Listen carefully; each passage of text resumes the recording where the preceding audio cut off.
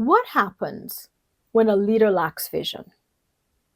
And why is the lack of vision so significant that it made it onto my list of the top 5 political leadership pitfalls?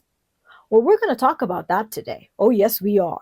I'm Dr. Lisa Ann Chung, a political leadership strategist, author of the book Political Change, and president for Kenley College, where we provide leadership training and strategy for new and aspiring politicians. Imagine a leader of a country being elected to run the country, and months, even years into their leadership, they have no vision for their nation. You'd think, what? And the sad reality is that many leaders in government and politics have no real vision for their own leadership, and definitely none for their nation. When you look at the costly decisions they are making and how they're leading, it seems like they're trying to feel around in the dark, trying to figure out what they need to do next. That is a leader without vision. And you look and notice that sometimes they're so arrogant. They don't want to be held accountable. They don't want to get suggestions from others because they feel, I know what I'm doing, and the world is crashing around them. But they have no vision, and they can't even see the implications of their actions.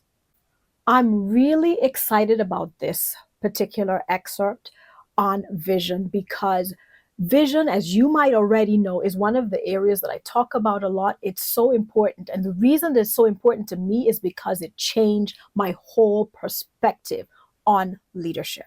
And you're going to also get the benefit of hearing from my mentor, Trista Sue Kragh, who is the founder for Agents for Change International in the USA. So let's look at this whole thing of vision, or the lack thereof.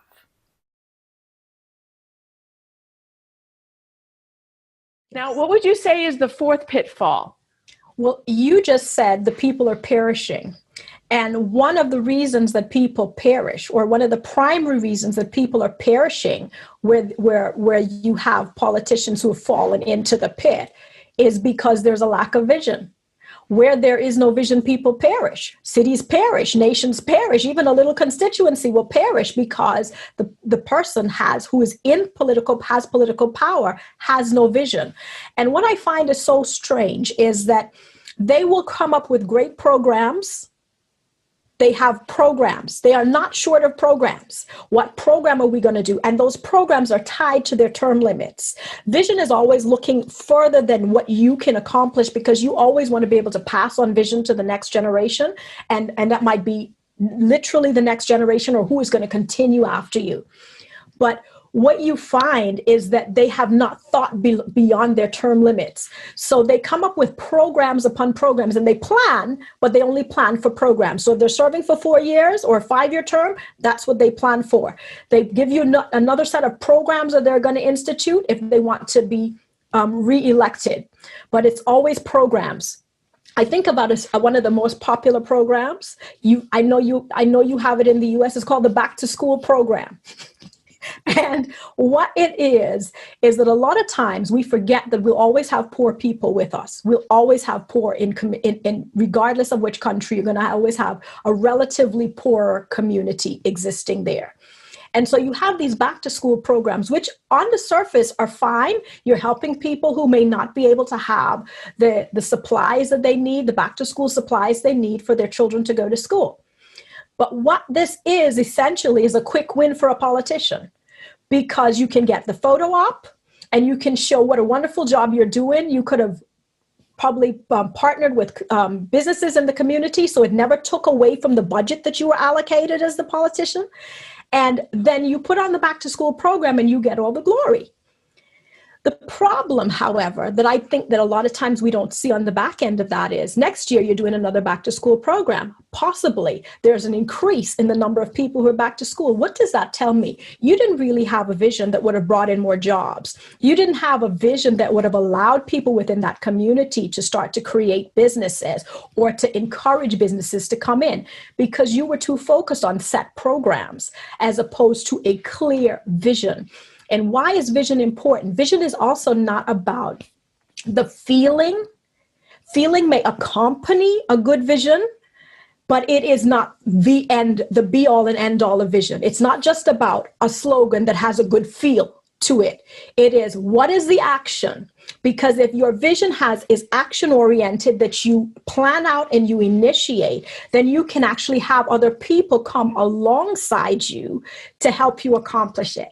So not feeling, but vision. And it's also about being other-centered. And this is where sometimes politicians will struggle, because they're more focused on selfish political ambition and less about others. How do they serve others? So vision is always other-centered, because we're looking at how we serve, how we make who we serve be placed in a better position because we were here. That is one of the key ones. Again, when I traveled with Dr. Miles, I did a 2-week trip with him once. And I think we visited 5 different nations and 4 different political leaders that we met with. And sometimes in the nations, 2 or 3 political leaders. That was the number one question when we would sit with them. He would ask them, what is your vision for your nation? Mm-hmm. It always came up. He wouldn't start out a conversation that way. It was always personal. And then he would go into the vision, because he explained that to me, that roads, building better roads, that's a goal. That's a short-term mm-hmm. goal. Mm-hmm. Rebuilding the infrastructure. He says it's about vision. And one of the things he warned each of the Caribbean nations that we went to on that trip was, watch out for the foreign investors. They will come in and they will own you. And he used his nation, the Bahamas, as an example with Atlantis. They have the largest employment institution there in the hospitality. It was like 4,000 or 6,000 employees that they retain. And what happens when Cuba opens up and tourism goes down? Or what happens when there's a lockdown like this and the hotel industry suffers? The whole nation of Bahamas suffers. Mm-hmm. And he says, listen, let's go into agriculture, sugar, let's do some things. And so he warned each of these nations with much foresight, because of his experience with the Bahamas, foreseeing the suffering that could happen at any moment, and we're seeing that in our lifetime. And so that was one of the key elements he always discussed with politicians. So excellent, excellent advice. When you're addressing major issues like vision, there's only so much you can do in an interview. But you can definitely learn more about vision through our accredited Certificate in Government and Political Leadership program at Kenley College. There's going to be a link to it in the description so you can find out more. Let me know in the comments how significant you see vision to your own political leadership journey. Now, we have one more video in this Rewind series on the top 5 political leadership pitfalls. I hope you're going to join me for that one. That's all for today, folks. Bye for now.